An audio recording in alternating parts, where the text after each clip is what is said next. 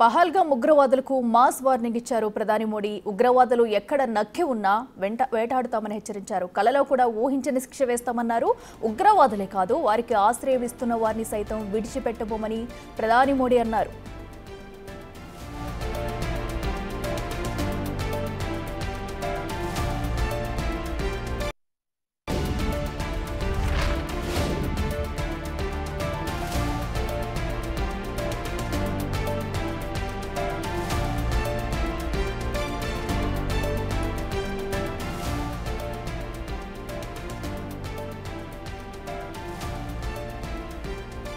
ఇక ఉగ్రవాదానికి ఆశ్రయం ఇస్తున్న భూమిని ఊడ్చేస్తాం. పాకిస్తాన్కు నేరుగా ప్రధాని మోడీ మాస్ వార్నింగ్ ఇచ్చారు. అయితే ఇప్పటికే జరిగిన ఘటనపై కూడా యావత్ దేశం అయితే ఉలిక్కి పడింది.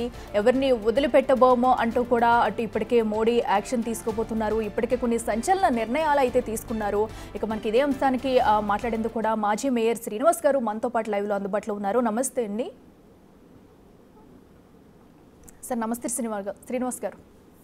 నమస్తే అండి. నమస్తే, వినిపిస్తుందండి సార్. మనం చూస్తున్నాము, అటు పహల్గామ్లో జరిగిన ఉగ్రదాడితో కూడా యావత్ దేశమంతా కూడా ఉలిక్కి పడింది. అసలు ఇంత ఘోర ఘటన జరుగుతుందని కూడా అసలు ఎవరు ఎక్స్పెక్ట్ చేయలేంది. అలాంటిది అక్కడికి వచ్చిన పర్యాటకుల్ని సైతం అటు పక్కా ప్లాన్ ప్రకారమే ఇలా చేశారు అనేది కూడా మనం చూస్తున్నాము. అసలు దీనిపై మీ స్పందన ఏంటండి? ఇది చాలా దిగ్భ్రాంతికరమైనటువంటి విషయం అండి. కారణం ఏంటి అంటే, టెర్రరిస్టుల యొక్క ముఖ్య ఉద్దేశం ఏంటి అంటే భయాందోళనలు సృష్టించడం. అందుకే వాళ్ళకి టెర్రరైజ్ చేయడం వలన వాళ్ళకి టెర్రరిస్ట్ అనేటువంటి పేరు వచ్చింది.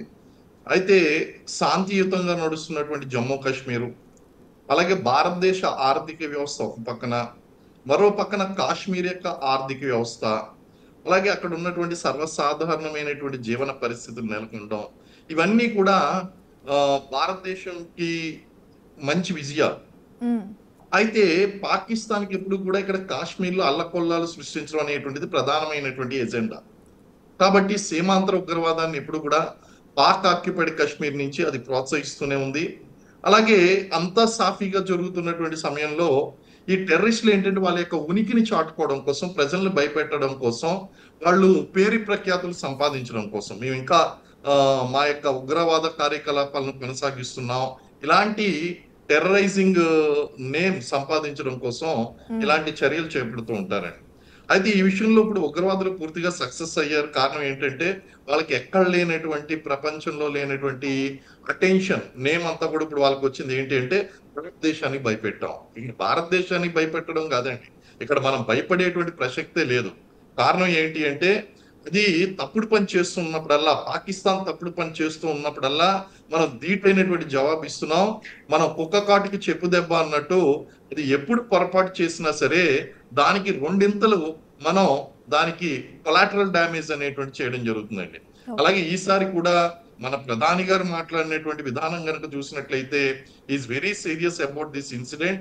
ఆయన అక్కడ సౌదీలో ఉన్నటువంటి ప్రయాణాన్ని కూడా క్యాన్సిల్ చేసుకుని ఇటు భారతదేశానికి వచ్చి ఇమీడియట్ గా high level security cabinet meeting అనేటువంటి కండక్ట్ చేసి పృష్ఠ దిగ్బంధనం అండి. అంటే ఏంటి, ప్రపంచంలో పాకిస్తాన్ ని అటాకింగ్ చేయడం, అంటే ఆ పాకిస్తానీ ఎంబసీలో ఉన్నటువంటి ఎంప్లాయీస్ ని డౌన్ సైజింగ్ చేయడం, అలాగే సార్క్ దేశాలకు ఇచ్చేటువంటి పర్మిషన్స్ ఏదైతే ఉన్నాయో వాటికి రద్దు చేయడం ఇమీడియట్ గా.